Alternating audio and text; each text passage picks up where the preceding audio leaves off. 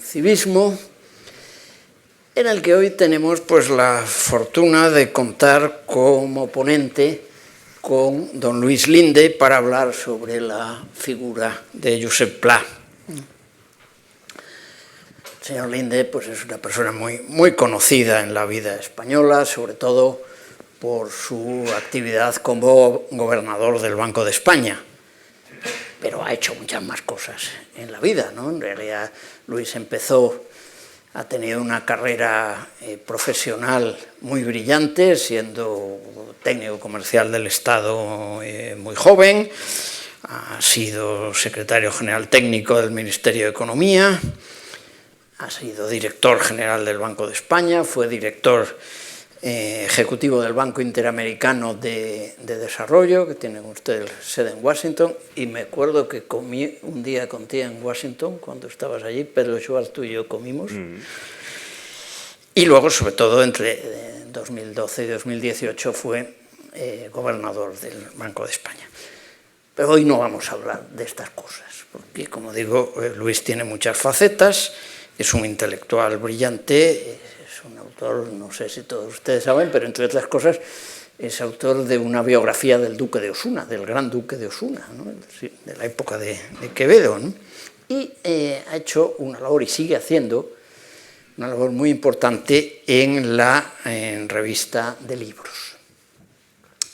Entonces él le interesó siempre la obra de Pla y en 2003 escribió un artículo que claramente les recomiendo a ustedes sobre Pla en esta revista. No voy a hablar del artículo porque será el que hable de sus ideas, pero hace un par de reflexiones de alguien que conoce poco a Pla, algo le he leído, pero lo conozco poco, conoce poco la cultura catalana, pero que me ha siempre sorprendido alguna cosa. A mí lo que más me ha sorprendido de Pla en esta visión, Pla, como ustedes saben, es un catalanista conservador, ¿no?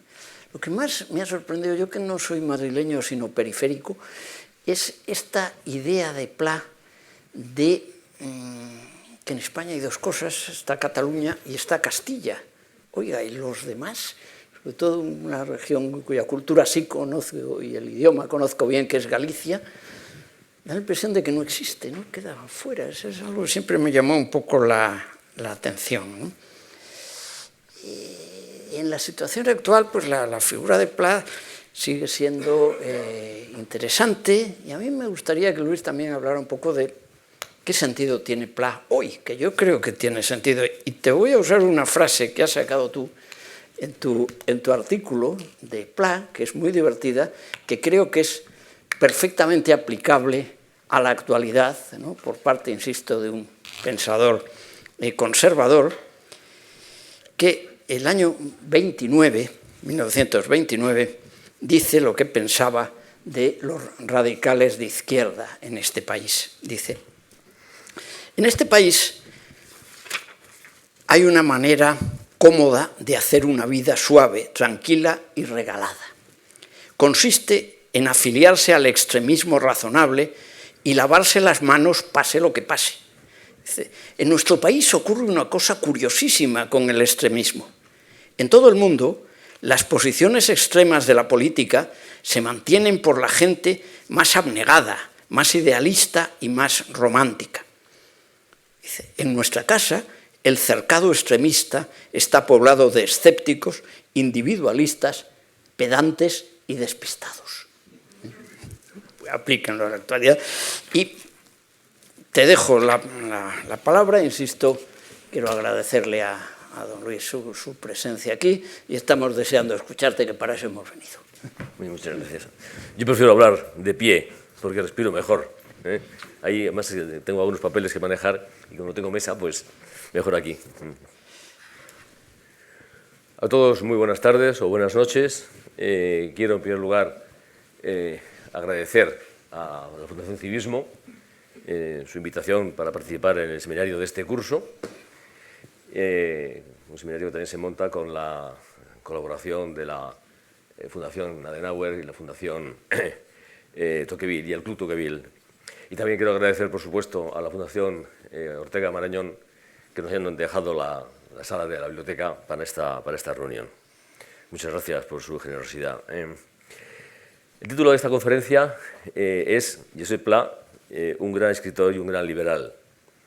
Y se dice, está ya dicho lo que se quiere decir, pero falta mencionar algo que estaba en la base de la posición política y social de Pla, que es su interés por la economía. Y es a eso a lo que voy a dedicar mi intervención. Pla escribió novelas, pero no era un buen novelista, no tuvo nunca éxito con sus novelas. Escribió algunas poesías muy raras, tampoco tuvo éxito, nadie piensa en Pla como un poeta, evidentemente, pero sí escribió estupendos relatos cortos de personas que él había conocido, situaciones que había vivido o hechos que habían ocurrido, y él sabía que eran reales y conocía a sus protagonistas. Y esos relatos cortos son simplemente maravillosos. Pero aún así, Pla no es esencialmente un escritor de ficción. No fue un gran escritor de ficción, fue un gran escritor de no ficción. Eso es lo que caracteriza a Pla. Siempre habla de las realidades, nunca habla de cosas inventadas. Pla fue un hombre de una cultura muy amplia, muy sólida, fue un lector infatigable. Le hizo el año 65 una entrevista a Salvador Paniker, que algunos de ustedes conocerán, sabrán quién es Salvador Paniker, y Pla le dijo a Paniker: me he pasado la vida leyendo. Y era verdad. Y trabajando, era un trabajador incansable. Hay diferentes opiniones, pero la obra que nos ha dejado Pla se acerca a las 40.000 páginas. Se dice pronto, ¿verdad? Pero ¿cómo era alguien capaz de escribir 40.000 páginas? Y de ser tan amplios sus intereses como era.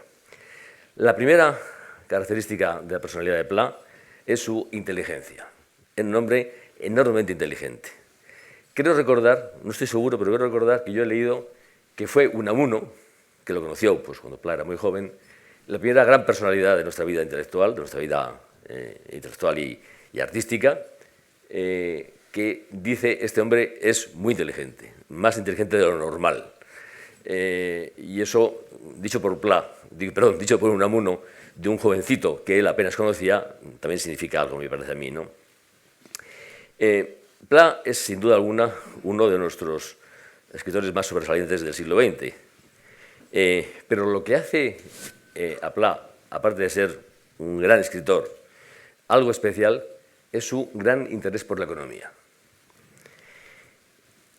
Pla fue muy consciente, desde muy joven, de que no entendía la economía. No entendía por qué a veces había una situación mejor, a veces peor, por qué subían los precios, por qué no subían. Es decir, sabía que no entendía lo que pasaba. Y voy a leerles un parrafito de un artículo que yo publiqué el año 12, donde me refiero a este no entender. Es un artículo que yo publiqué el año 12 dentro de Revista de Libros, y el artículo se titulaba Economía para Todos, y dice lo siguiente. Cuenta Josep Pla, en la segunda edición de su Madrid 1921, dietario, que yendo en tren camino de Madrid con su amigo Joan Crexels, reflexionando sobre los paisajes que habían visto y las incidencias del viaje, estuvo tentado de decirle: es posible que esto no sea verdad, que en su momento, en aquel viaje, no dijo esto, pero él corregía sus libros y es posible que esto lo metiese después, años después. Pero, en fin, dice que le dijo a su amigo Crexels: hay que ponerse a estudiar economía. No entendemos nada de lo que está más allá de nuestras narices. Ya fuera una reflexión de Pla, joven, de los años 20, o, como es probable, como he dicho, una corrección posterior, esto indica simplemente la conciencia de Pla de que no entendía lo que pasaba y que había que intentar entenderlo. Y entonces él se dedicó una parte de su vida a entender la economía.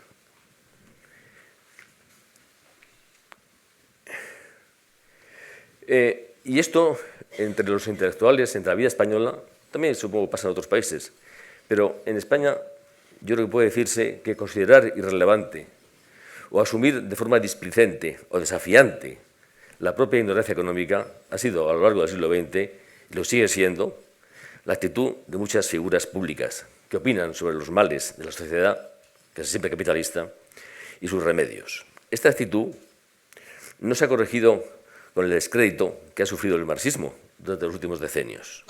Como si se dijera, si el criticismo marxista, que tenía una teoría económica detrás, aunque fuera fallida, no es válido para entender y guiar la evolución social, entonces nada puede serlo. Sería larga la lista de escritores, científicos, políticos de todos los partidos, jerarquías de todas las iglesias, periodistas, cineastas, artistas, incluso famosos deportistas, que han sido analfabetos económicos, ignorantes de que lo eran, o a los que su analfabetismo, incluso alegremente reconocido, no ha causado preocupación ni ha sido obstáculo para que emitiesen opiniones o propuestas sobre las más enrevesadas cuestiones económicas. Después de esta diatriba, con lo que he querido subrayar lo raro de la afición de Pla a la economía, y espero que ustedes me perdonen, voy a plantear las siguientes dos preguntas. ¿Cómo se enfrentó Pla al laberinto de problemas y de interrelaciones que implica la economía, implica entender la economía, penetrar en la economía de un país? Y segundo, ¿cuáles debían ser para él los objetivos de la política económica? Pues Pla organizó en su cabeza tres bloques de cuestiones para entender y para penetrar en estos misterios económicos. Primero, la inflación y los problemas monetarios, es decir, la importancia para cualquier economía de tener una buena moneda. Tengo que coger un poquito de agua. Segundo, los mercados, que deben funcionar sobre la base de la propiedad privada, con mayor libertad y las menores interferencias públicas que sea posible, y que esta es la base de un capitalismo eficiente. Y tercero, el empleo, el desempleo y las soluciones intervencionistas de Keynes.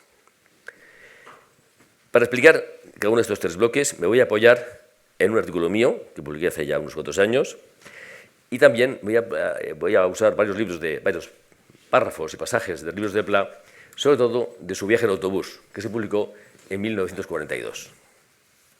Primero, los problemas monetarios, la inflación. Pla no fue nunca proclive a contar intimidades o detalles de su vida privada, y menos aún de sus dificultades.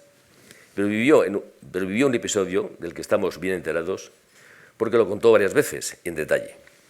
Su descubrimiento de la inflación, lo que le ocurrió con la más tremenda que vivió Europa en el siglo XX, la hiperinflación alemana de 1923-24. Entre enero de 1922 y noviembre del 23, el índice de precios aumentó en Alemania en más de 50 millones de veces, lo que equivalía, si no me equivoco con los ceros, a un aumento de un 5.000 millones por ciento. Aprendió lo que era la inflación, diríamos, en carne propia. La inflación no tiene nunca efectos favorables en la economía, pero cuando se desboca y alcanza lo que llamamos hiperinflación, una inflación descomunal y fuera de control, que él padeció en Berlín, puede acabar con la vida civilizada, y en esto él insistía mucho, y ser causa de miserias y desastres de diversa naturaleza. Pla vivió en Alemania la aparición de billetes con un valor facial de 100 billones, billones latinos, o sea, millones de millones, 100 billones de marcos y un tipo de cambio dólar-marco que en su momento cumbre cambiaba un dólar por 4.200.000 millones de marcos. Cuando todas las imprentas alemanas no bastaron para imprimir billetes, los billetes necesarios, se llegó a la desaparición total del papel moneda y finalmente a una reforma monetaria que Pla ya no vio porque consiguió salir de Alemania antes de esa reforma. Voy ahora a leer dos párrafos de Pla en los que nos describe aquello que vivió en Berlín le hizo pensar. Dice Pla: me di cuenta de la importancia que tiene la moneda, el precio de la moneda en la vida humana. No puede haber ninguna forma de moral si la moneda no es fuerte y si no sirve para mantener la alimentación de la gente. Alemania, en la época de la República de Weimar, fue una jungla llena de bestias feroces. La mala moneda y la inflación mueven los regímenes políticos. El descenso de la lira italiana abrió la puerta al fascismo de Mussolini y afectan incluso al arte. Para Pla, el expresionismo alemán fue la tendencia pictórica de la inflación monetaria, del dolor inmenso que produjo esa inflación por la eliminación en la vida humana de toda belleza. Y dice también, el precio de la moneda es el fundamento de la moral práctica, que es la única que existe. Cuando una moneda se deteriora, la golfería se extiende de una manera vasta, ineluctable y terrible. Como señala Valentín Puig en su estupendo libro El hombre del abrigo, Pla se atrevió a manifestar su admiración por Oliveira Salazar y su régimen debido a su política de estabilidad monetaria a ultranza, sabiendo muy bien, claro está, lo que eso significaba y cómo sería recibido en el ambiente intelectual y político de España en los años 60 y 70.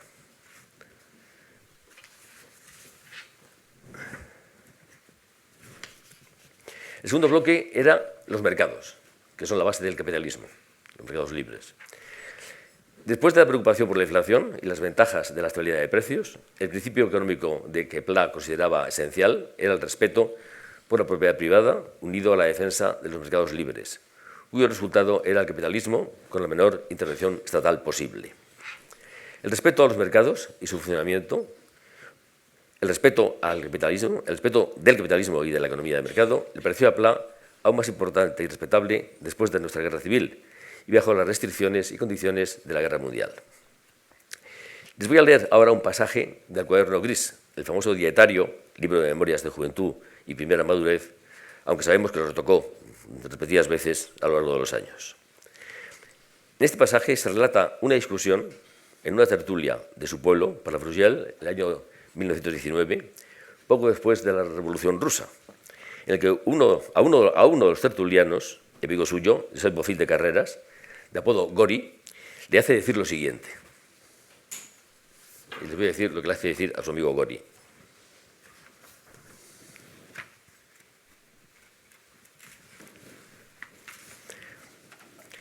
Que el régimen, eso habla Gori, el amigo de Pla, supuestamente, claro, supongo que esto es un invento de Pla, claro, que el régimen capitalista es caótico, desordenado, irracional, caprichoso, dilapidador, es una verdad literal, axiomática, indiscutible.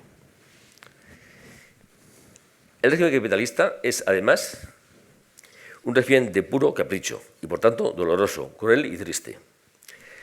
El régimen capitalista es todo esto y aún muchas otras cosas más desagradables. Nosotros podríamos pasar toda la noche acumulando maldiciones, pero yo creo que estas invectivas demuestran la absoluta necesidad de defenderlo al capitalismo y mantenerlo en todos los terrenos. El capitalismo es irracional, caótico, incomprensible, desordenado, caprichoso, injusto, doloroso, triste, absurdo, exactamente como la naturaleza y la vida. Vida y capitalismo es todo un mismo vino. Y después dice, la ley de la historia es la tendencia del hombre al olvido. Si esta tendencia a la fatiga de la memoria no fuese tan acusada, sería imposible imaginar la aparición intermitente de aventureros de gran volumen, de lo que se llama personajes históricos. Aquí nos paramos y ahora pasamos a los mercados. Pla pensó siempre que los mercados libres eran, junto con una buena moneda, y una buena moneda es fundamentalmente una moneda de valor estable, es decir, ausencia de inflación, las bases imprescindibles de un buen capitalismo. En 1942, Pla publicó su viaje en autobús, una obra maestra, creo yo, para describir y explicar lo que era la economía española en aquellos años y cómo funcionaba o no funcionaban sus mercados. Todo en 190 páginas de sencilla, casi austera prosa. Voy a leerle 3 párrafos de viaje en autobús sobre los mercados y cómo era la vida económica en España, digamos, en el año 42.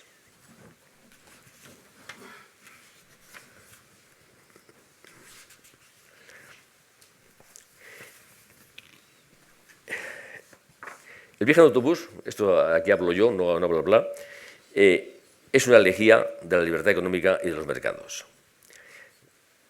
Según Pla, quintesencia de la libertad, columna de la sociedad, barómetros de la seguridad de la vida. Y una protesta disimulada, cercana a una especie de humor negro, pero transparente, contra la parafernalia económica del nuevo Estado, como se designaba a sí mismo el régimen. El intervencionismo asfixiante, los cupos, la necesidad de permisos y salvoconductos para todo, la autarquía, de cuyos principios y resultados se recochinea abiertamente el control de precios y el racionamiento. Pero Pla no hace discursos. En uno de sus paseos se detiene a comentar con un conocido el reciente y ostentoso enriquecimiento de un carnicero del pueblo. Le dice a su acompañante: ya comprendo, desde que dejaron en libertad a la carne, habrá ganado unas pesetas. Y Hegel, el que habla y pasea con Pla, le responde: ¿qué hombre? Fue antes, cuando la tasa que los ganó. Desde entonces, ¿se entiende? Desde el fin de la tasa, no hace más que quejarse. Los cupos, las preferencias autárquicas, los monopolios, aunque sean pequeños, son los componentes clave de la economía, cuya regla de juego no viene del mercado, sino de la política, aunque fuera una política de escaso alcance. De la policía, del fisco, de las influencias de los despachos y de la administración que vigila. Y sigue diciendo después.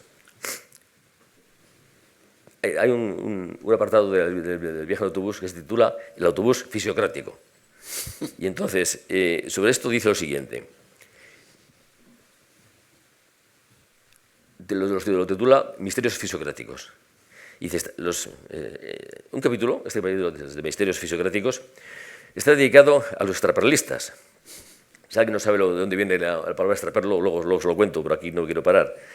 Los extraperlistas, campesinos, la mayor parte, que pretendían vender sus productos por cauces no oficiales para evadir los precios tasados, que igual que él mismo viajaban en autobús fisiocrático. Los fisiócratas decían: los elementos que se dedican a acercar las cosas del productor al consumidor merecen nuestro aplauso. Ahora es todo al revés. Dentro de muy poco aparecerá un control, se refiere al control que hacía la Guardia Civil o la policía en las carreteras. La consigna del momento es: no pasarán. Después de referirse con ironía a los economistas aparentemente candorosos que combaten a los intermediarios, dice: lo que encarece las cosas es que pasan por demasiadas manos. Suprimamos los intermediarios y la vida se abaratará. Hemos suprimido los intermediarios y, sin embargo, las cosas son cada vez más caras. Cuando los mercados son florecientes, la vida es abundante. Cuando los mercados decaen, el hambre para la mayoría está a 2 pasos.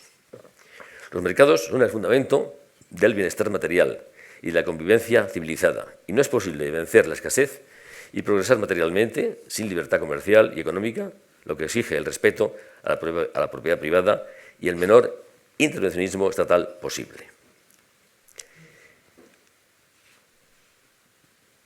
Bueno, como tenemos poco tiempo, voy a suprimir el siguiente apartado, que es un poco largo, el 4, pero insiste en esta idea,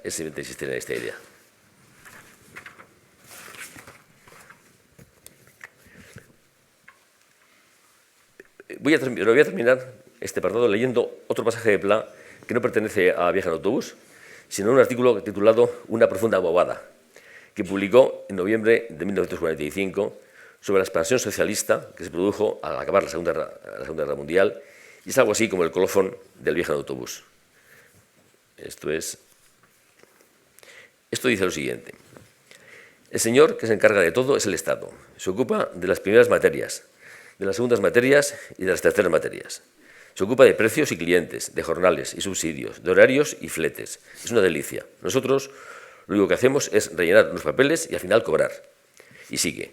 Cada día son más visibles las limitadas intervenciones del leviatán moderno, implantan el socialismo con todas aquellas ilusiones que habían leído en los libros.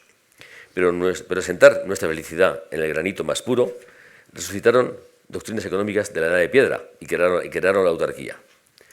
Yo no sé qué va a ocurrir en la lucha contra la libertad y el capitalismo. Lo cierto es que implantar el socialismo y caer en los defectos más absolutos de aquello que se trataba de enterrar fue todo uno. Y termina con la siguiente muy contundente protesta: a más control, más impunidad; a más socialismo, más frivolidad y menos contabilidad, más zonas de sombra y misterio. Y ahora no hablo de este país, ni de ningún otro país concreto, hablo de Europa. Después de 50 años de propaganda puritana del socialismo, es natural que se hayan enamorado de este espantajo no pecaminoso todos los espíritus situados en aquella zona equívoca que hay entre la ingenuidad y la ambición, entre la ignorancia y la pedantería. Ya pasamos al último bloque en el cual centró sus ideas Pla, que es el empleo o el desempleo y las ideas de Keynes. Pla no se quedó en la moneda estable y en la lejía de los mercados libres. En los años 50 trató de entender lo que, además de ser una novedad intelectual y política en Europa y en España, se perfilaba como una opción liberal realista frente al avance del socialismo. Pla quiso entender la política económica contra el desempleo para salvar el capitalismo, y eso le llevó en los años 50, de la mano de Joan Sardá, a Keynes. Pla tuvo amigos catalanes con puestos importantes en Madrid. Entre ellos, quizá el primero fue Manuel Ortínez, que fue director del IEM. Aún ustedes sabrán lo que fue el IEM en su momento, entre el año 65 y el año 71. Dependía del Ministerio de Comercio, pero estaba metido en el Banco de España. Y luego fue el representante de Tarradellas en Madrid. Pero el amigo decisivo en materia económica de Pla fue Joan Sardá. Quizá la persona que le infundía a Pla más respeto y admiración de todas las que él conocía. Joan Sardá, muchos de ustedes lo sabrán, era catedrático de Teoría Económica, fue director e impulsor del moderno Servicio de Estudios del Banco de España y uno de los diseñadores del Plan de Estabilización, acordado con el Fondo Monetario Internacional en el año 59. No tengo que señalar la importancia de este acuerdo en nuestra historia económica e historia a secas. Joan Sardá, con quien creo que Pla viajó una vez a Estados Unidos, recuerdo haber leído esto, pero no lo puedo localizar en este momento, y creo que estuvieron juntos en Washington, pasearon por el mall, donde está el edificio de la Reserva Federal, y Pla recordaba esto con auténtica emoción. Le conmovía ver el edificio de la Reserva Federal y las cosas que decías de eso, de ese edificio, lo que ahí se gestaba Joan Sardá, ¿no? Sardá le explicó los puntos fundamentales de las propuestas de Keynes, arrancando de las consecuencias de la Primera Guerra Mundial, del Pacto de Versalles y los intentos de algunos países de volver al patrón oro. Pero ahora viene una cosa que incluso algunos grandes expertos en Keynes en España no conocían. Y yo creo que, no soy el descubridor de eso, pero en fin, yo he hecho conocer en algunos ambientes económicos que Pla escribió y publicó un excelente ensayo de su pluma, que lo había hecho él. Está en el volumen 33 de la obra completa de Destino, o sea que se puede consultar perfectamente. Es un ensayo sobre Keynes, las teorías de Keynes y lo que significa lo que Keynes propone. Y lo más curioso es que es un artículo. Yo lo he consultado con Antonio Torrero Mañas, que es uno de los máximos expertos en Keynes, y dice que está bien, o sea, que ahí no hay errores, que ha entendido perfectamente lo que le explicó Sardá y lo reproduce y lo explica muy bien, ¿no? Lo cual es muy curioso, ¿no? Entonces, ahí, si ustedes quieren, en ese volumen de obra completa, pueden leer un estupendo artículo y bien contado y que va a las cosas más importantes de Pla sobre Keynes. Le voy a leer también un parrafito corto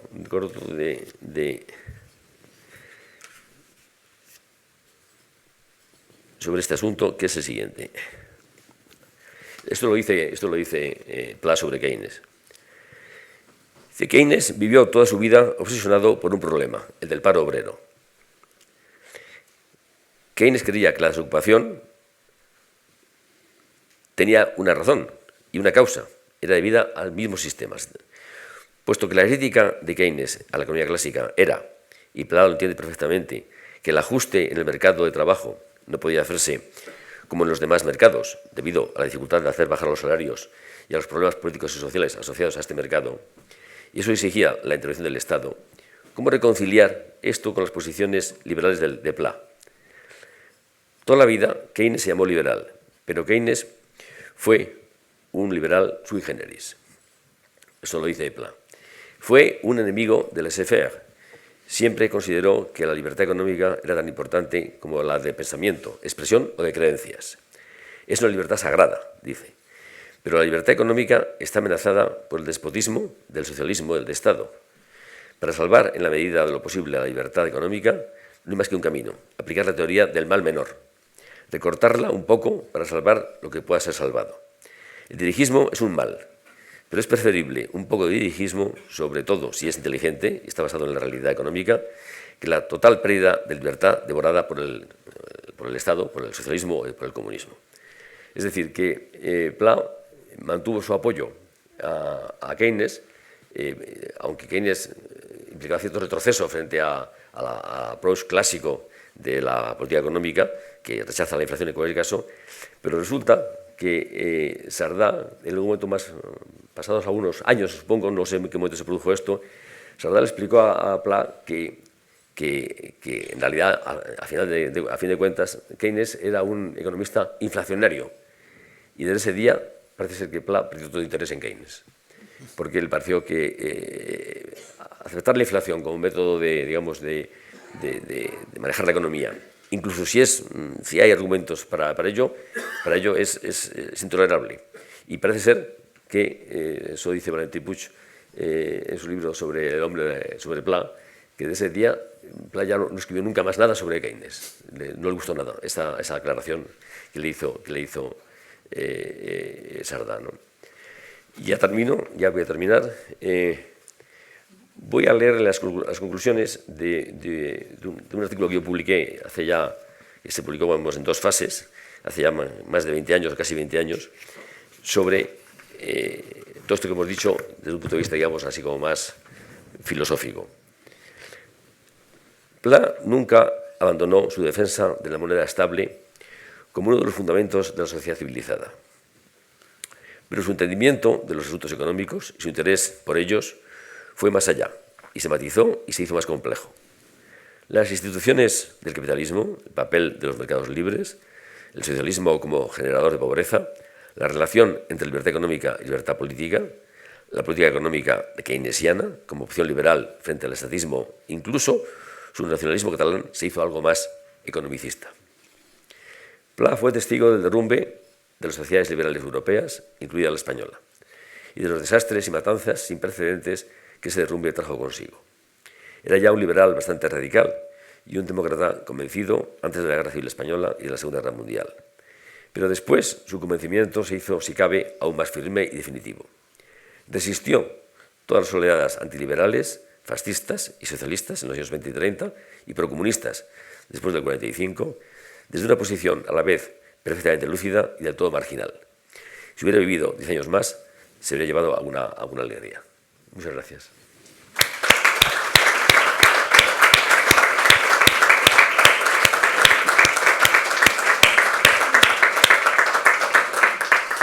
Bueno, muchas gracias, realmente muy interesante. Lo que has contado sobre Pla y Keynes, que lo desconocía, es realmente muy curioso y muy interesante. Ahora, en relación con esto, siempre se ha dicho, dime si es verdad o no, que Pla se inventaba cosas. Sin duda. Que las anécdotas de Pla, gran parte de ellas sin duda, sí, son falsas. Probablemente para decir la idea que él pensaba, se buscaba un personaje y le ponía en su voz alguna idea o algo, ¿no? Sí, bueno, yo creo que eso ya se puede decir porque se sabe perfectamente, ¿no?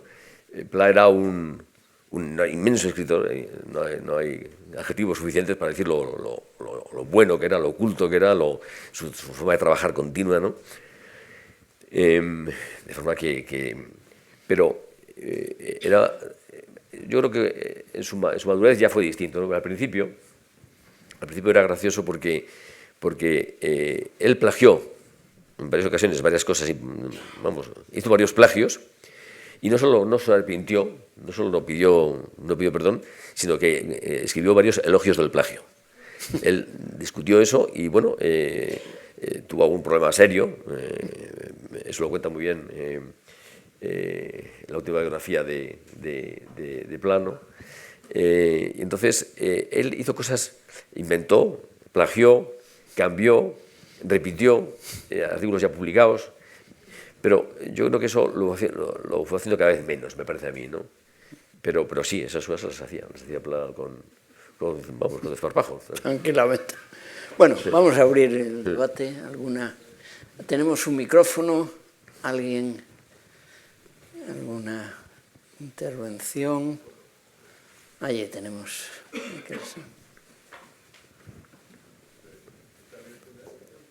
Hola. Solamente una pregunta.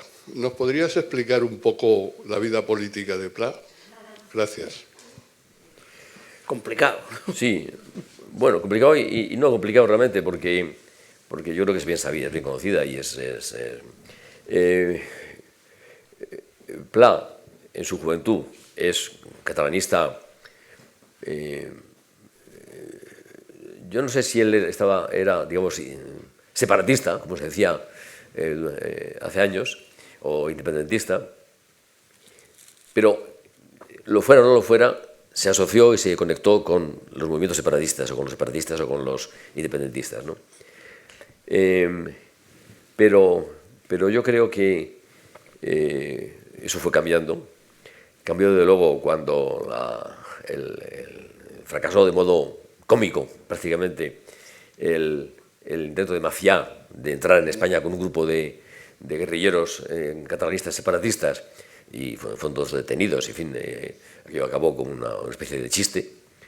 Y luego lo que a Pla le pareció ya muy mal, y se separó ya de todo, de ese enfoque, fue, por supuesto, octubre del 34, cuando Companys declara el Estado catalán, digamos, ¿no? En octubre del 34, después del fracaso de la golpe de Estado que se intentó entonces en Asturias, digamos, ¿no? Sí, bueno, en Asturias fructificó más, pero se intentó en toda España, ¿no? Contra Pla estuvo siempre de modo total, y eso le pareció lamentable, el intento de la proclamación del Estado catalán, que era una cosa ambigua, porque no era una separación del todo, bueno, todos sabemos cómo era, pero era una cosa un poco ambigua, pero Pla eso lo rechazó del todo, ¿no? Luego viene la guerra civil. En la guerra civil él tiene que salir de Barcelona, porque, bueno, había matado a varios de sus amigos en las primeras semanas de la guerra civil. Él consigue salir de Barcelona porque Mirat Villes, que sabrán que era el jefe de las milicias, le proporciona un pasaporte, y puede salir él y su mujer, que era la hija del cónsul noruego en Barcelona. Él sale de Barcelona, creo que es septiembre, a comienzos de septiembre del 36. Tuvo mucha suerte porque, insisto, algunos de sus amigos fueron asesinados al principio de todo de lo que había pasado, de la sublevación, del alzamiento nacional, digamos, ¿no? Y entonces él vive en París hasta la vuelta, hasta el final de la guerra civil. Está asociado, esto ya también es público, hace años no se podía decir, pero esto es público, y pues está asociado a labores de espionaje aficionado, digamos, en favor de Franco, por supuesto, en favor de Franco y de acuerdo con Cambó. En ese momento todos estaban protegidos por Cambó. Él vuelve a España, y él aspira, en un momento determinado aspira a ser director de La Vanguardia, pero eso no es posible, claro. Y entonces, cuando él se dio cuenta de que, a pesar de que no había duda que él no había estado con el Frente Popular de ningún modo, y que en un sentido él era parte de los vencedores de la guerra civil, pero claro, él era pues una persona muy ligada al separatismo o a los movimientos catalanistas, y claro, pues era imposible. Entonces él se dio cuenta enseguida de que eso era imposible, que sus ambiciones no podían ser satisfechas, y es cuando toma la decisión de refugiarse en su casa en Llofriu, el Mas Pla, y ahí está, y ahí vive ya el resto de su vida. Era su residencia permanente, ¿no? Y ya no aspira a ningún cargo, no aspira a ser nombrado nada en ningún sitio, solo aspira a publicar cosas, a trabajar, ¿no? Yo usé una expresión en mi artículo del año 2003, yo usé una expresión que a mí me pareció que era buena, y yo creo que refleja bien cómo se veía a sí mismo. Ese artículo mío tiene como título Pla, Cataluña y España, o el guardián de las ruinas. Pla era, por supuesto, el escritor catalán más importante que había ahí, que había en ese momento, y fue siempre el más importante. Él no estaba con unos, no estaba con otros, pero claro, él tenía, por encima de todo, era totalmente radical en el tema de la lengua. En el tema de la lengua, Pla era totalmente radical. Él consideraba, no he contado que cuando él hace el prólogo del viaje en autobús, no deja de decir que le ha costado mucho hacer este libro como lo ha hecho, quiere decir escribirlo en castellano, no en catalán, porque él había trabajado siempre en catalán hasta la Guerra Civil, ¿no? Pero el viaje de autobús lo tiene que hacer en castellano. Y entonces, por supuesto, no es verdad, en el sentido, porque él tenía un dominio del español tan bueno como el catalán, o mejor, no sé, dominaba el castellano perfectamente. Pero tiene que decir que le ha costado esfuerzo escribirlo en español, porque él ha hecho eso en contra de su voluntad. Él hubiese querido poder hacerlo en catalán, ¿no? Pla sobre el catalán siempre era de un debate radical. Él decía, por ejemplo, que eso del bilingüismo es una mentira, que eso no es verdad, que se puede ser bilingüe en sentido administrativo, pero en sentido literario o poético, que eso es imposible. Y vivió con esa contradicción. De forma que él tuvo una posición siempre en defensa del catalán, eso nunca dejó de decir eso del modo más radical posible, pero yo creo que al final de su vida y desde la Guerra Civil él no estaba en favor de ningún movimiento de independencia en absoluto, o de separatismo en absoluto, ¿no?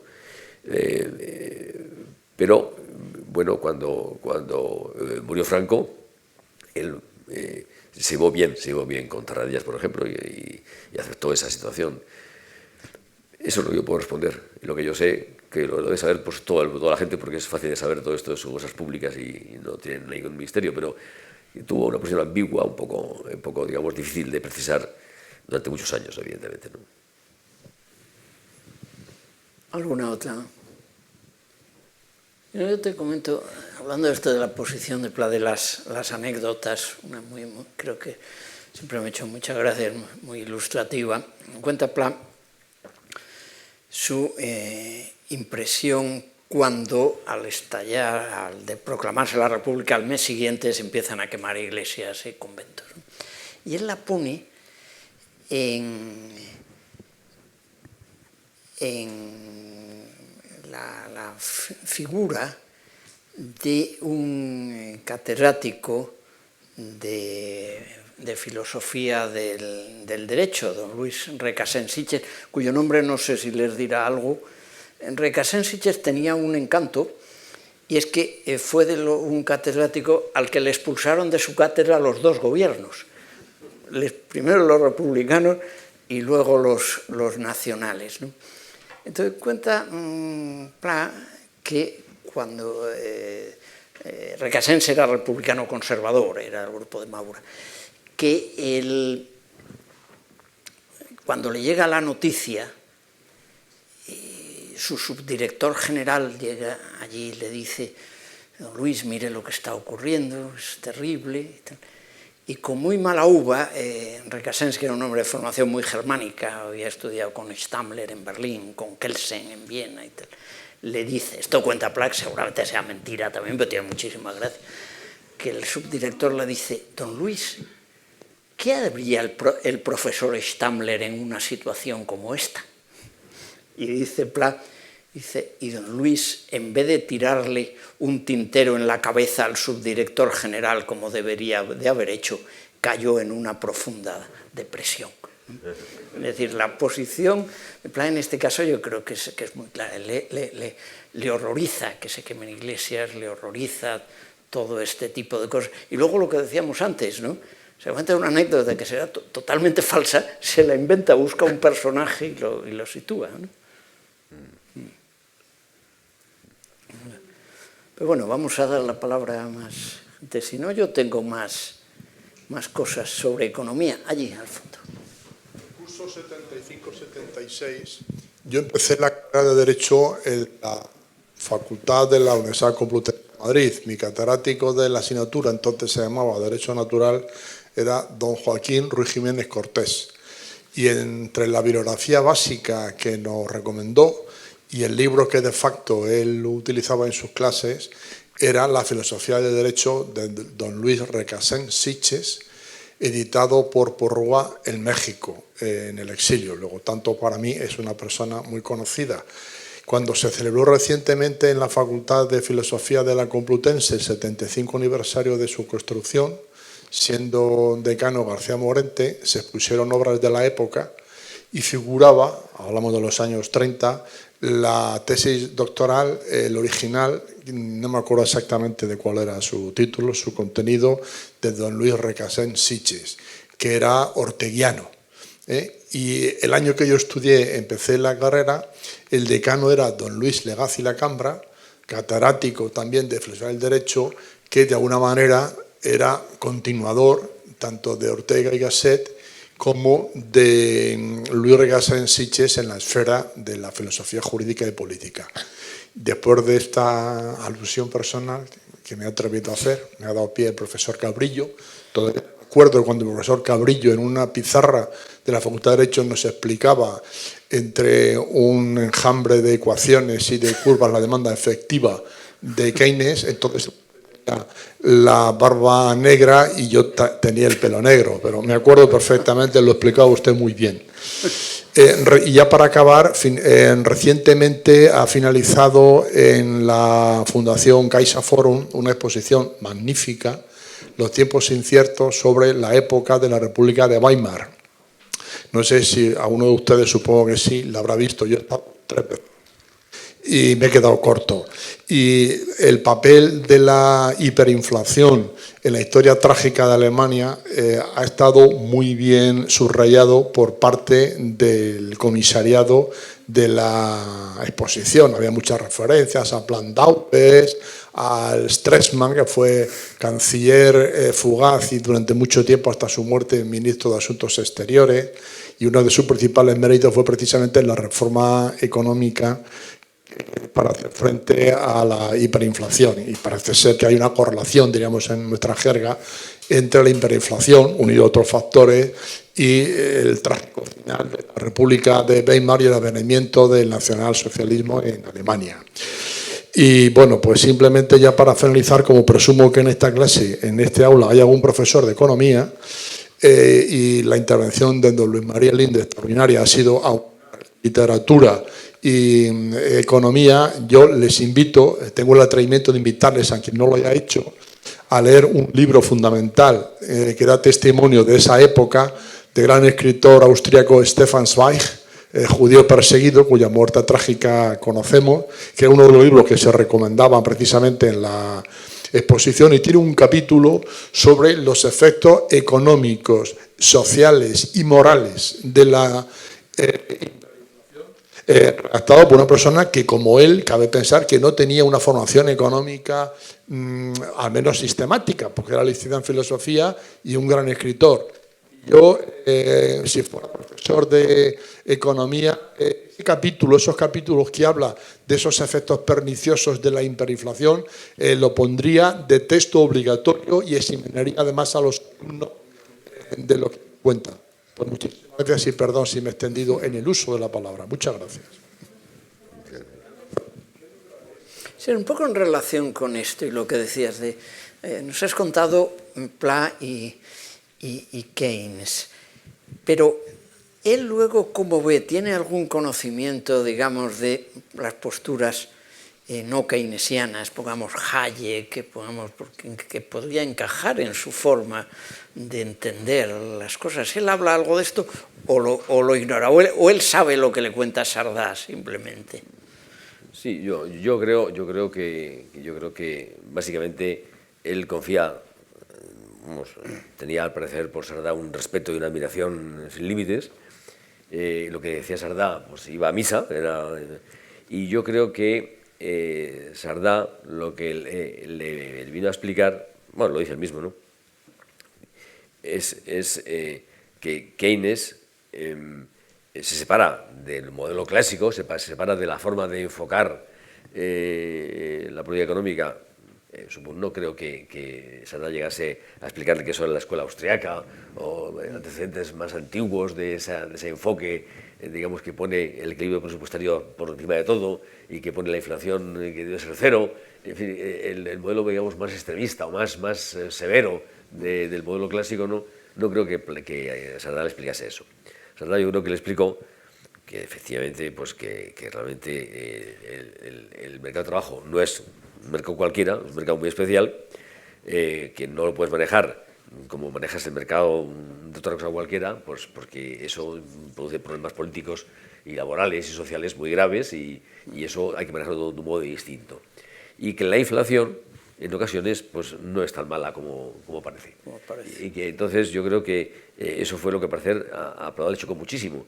Y entonces dice Valentín Puig, en su libro que he citado varias veces, que es un libro estupendo, sobre las ideas de Pla, que desde ese día Pla dejó de hablar de Keynes, ya no le gustó nada. Pero volvió a hablar algo de economía en los años 50, 60, es decir, ¿se olvida de Keynes o se olvida de toda la economía? Mira, el artículo que yo he citado, el artículo de Pla sobre Keynes, es del año 55.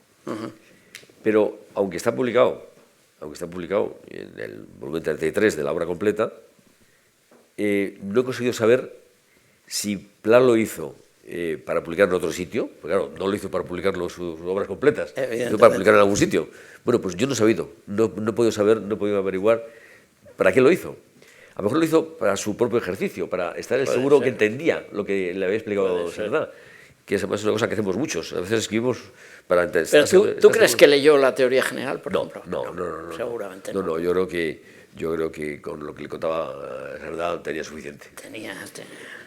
Bueno, leer la teoría general es duro. Sí, para que Cerdá seguro que se le explicó a usted las cosas muy bien. Era un gran profesor, ¿no? Era un gran economista, un gran tipo. Entonces, seguro que le explicó las cosas tan claro que lo entendí perfectamente. Y ya está, ¿no? Eso es lo que yo pienso. Es muy curioso. Luis, dos preguntas breves, aprovechando que tengo el micro. La primera es que Josep Pla fue un escritor bastante denostado durante mucho tiempo en Cataluña. Si podrías hablar de eso, o sea, de los motivos que llevan a ese ostracismo en Cataluña. Y la segunda es, si Pla volviera a subirse a ese avión en dirección a Washington, ¿qué crees que pensaría? Bueno, esa pregunta da para muchísimo, pero en fin, procuraré ser breve. Vamos a ver, efectivamente, no solo eso, yo debo confesar, en fin, me da vergüenza confesarlo, pero debo confesarlo, que yo no había leído nada de Pla hasta el año, creo que fue hasta el año 75. Y ese año estaba veranando en Cadaqués. Franco aún no había muerto, murió después, murió en noviembre, y esto era en agosto, ¿no? Y entonces yo recuerdo que no tenía nada que leer, cogí el coche y me fui a Palamos, donde había una librería, y pues a coger algo para leer, ¿no? Esa historia la he contado muchas veces. Y entonces, pues, había solo en catalán. Yo catalán más o menos lo entiendo, porque toda mi vida he veraneado en sitios de habla catalana o valenciana, y entonces, pues eso, más o menos lo entiendo. No lo hablo, pero lo entiendo bien. Y entonces, bueno, que vi un librito que se llamaba 5 historias del mar, en catalán. Lo cogí, lo leí y me quedé atónito. Porque aquello era no bueno, aquello era buenísimo realmente. Era unos relatos sobre, se llama 5 historias de la Costa Brava, relativas de cosas que habían ocurrido en la Primera Guerra Mundial. Aquellos eran unos relatos maravillosos, ¿no? Bueno, pues lo compré, me lo leí en nada, y entonces pues de ahí sale mi afición a Pla, de hace ya pues casi 50 años, ¿no? Pero realmente, pero lo más gordo, aún no lo he dicho, es que yo no había leído nada de Pla porque pensaba que Pla era un escritor franquista. No sé cómo pensaba yo eso, pero lo pensaba. Y entonces me parecía que no tenía interés. Entonces, indica pues mi despiste, no indica otra cosa. Vamos, franquista, quiero decir que era, bueno, que era muy, pues, en fin, no interesante, era muy a derechas, tonterías así, ¿no? Y entonces, cuando yo ya, al cabo de unos años, leía cada vez más de Pla, y lo leía igual catalán que en español, pues claro, me quedé asombrado, ¿no? O sea, que había un despiste sobre Pla. Si había despiste en Cataluña, no digo nada en Madrid. En Madrid yo creo que Pla era... Bueno, había gente que sabía quién era Pla, por supuesto, y no estaba tan equivocado como estaba yo, tan despistado como estaba yo, ¿no? Pero seguro que había gente que estaba pues, también muy despistada, ¿no? Es que yo creo que Pla se ha ido conociendo bien y mejor, tanto en Cataluña como fuera de Cataluña, pues en los últimos 30 años. Eso ha sido un proceso más de 40 años, ¿no? Entonces, ¿qué pensaría Pla si al coger el avión si fuera a Washington? Eso sí que es difícil de responder, pero no estoy seguro no estoy seguro que no le gustase. Quiero decir, como era un hombre original y hombre que le gustaba hacer las cosas claras y no confusas, supongo que igual pensaría que este Trump, en fin, es un tipo apreciable por su modo de actuar, pero no sé lo que pensaría, es imposible saberlo. Había una petición de palabra aquí. Sí, por favor.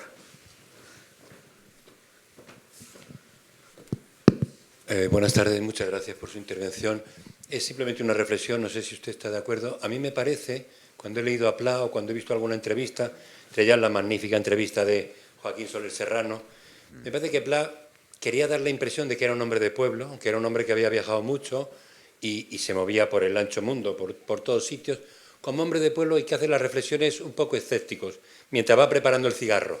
No sé, esa imagen que tiene, dice, hombre, este es un payés, y resulta que de payés tiene poco, salvo la apariencia quizá física, ¿no? Entonces, a todo le parece que le pone distancia, se muestra escéptico de regímenes, de opiniones, no se queda en la primera parte de todo, sino que busca un poco más la esencia, más allá de los alborotos que él vivió, la República o lo que sea. No sé si usted está de acuerdo. Gracias. Bueno, yo lo que sí parece que se puede decir, porque a Pla no le gustaba nada que le considerase un intelectual. Le repugnaba que se le englobase o se clasificase como un intelectual. Él lo que le gustaba es que se dijera de él que él era un payés, un agricultor que escribía.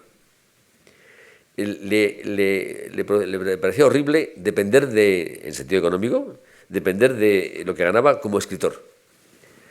No sé si eso quiere decir que ganaba mucho más como payés que como escritor, o que, que no quería depender del mundo intelectual, que el mundo intelectual le parecía, él no lo apreciaba, realmente. Él apreciaba mucho más, pues,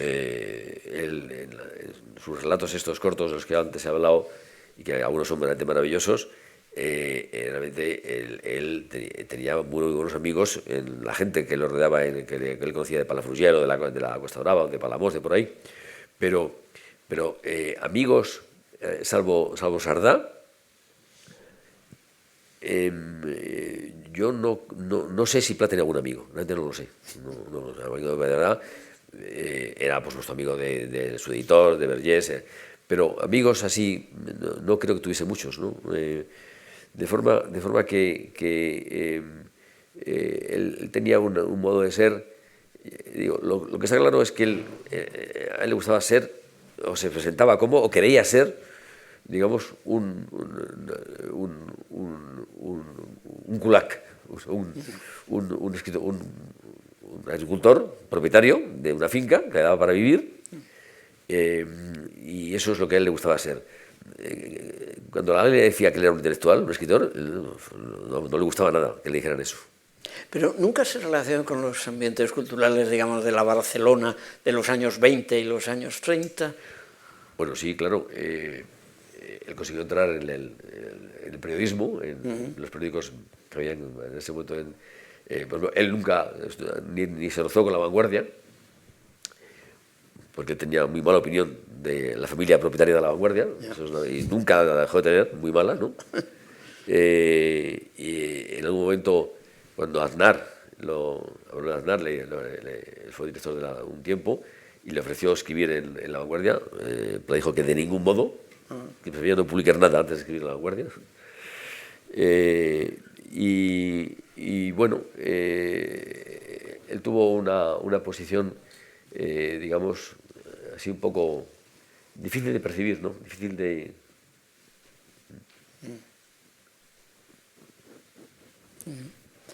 Muy bien, ¿alguna idea más? ¿Alguna pregunta más? Nada más, pues entonces le damos la palabra. Bueno, muchísimas gracias, Luis, muchísimas gracias, Paco, muchísimas gracias a todos por haber venido aquí un viernes por la tarde. Cuando nos preguntan sobre por qué los viernes por la tarde, es porque precisamente la filosofía nació cuando las personas tuvieron tiempo libre para poder dedicarse al ocio, pensar y reflexionar, y el primer momento de la semana que tenemos para dedicar un poco al ocio es precisamente el viernes por la tarde.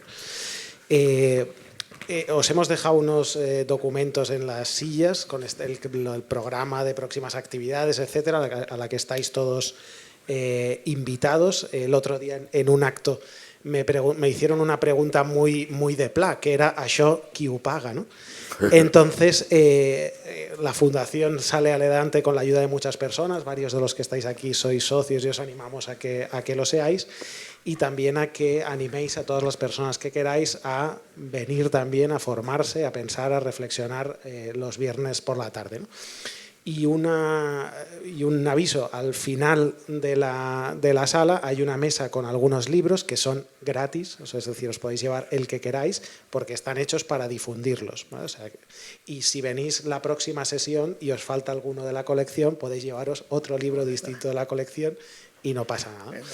Muchísimas gracias a todos, muchísimas gracias a la Fundación Ortega, a la Konrad Adenauer, al Club Tocqueville y por supuesto a la Fundación Civismo, y a Luis por la sesión. Sobre todo, sí, yo quería desde luego darle las gracias a Luis. Bueno, y entre las actividades y relacionados con esto, sí quería comentar pues que el día 6 de marzo pues tenemos un homenaje a aquel señor que está sentado al fondo, que se llama don Pedro Schwarz, donde presentamos un libro de conversaciones y memorias aquí al lado en la Fundación Rafael del Pino, que si a alguno le interesa puede resultar muy interesante el 6 de marzo. Muchas gracias, Luis. Muchísimas gracias.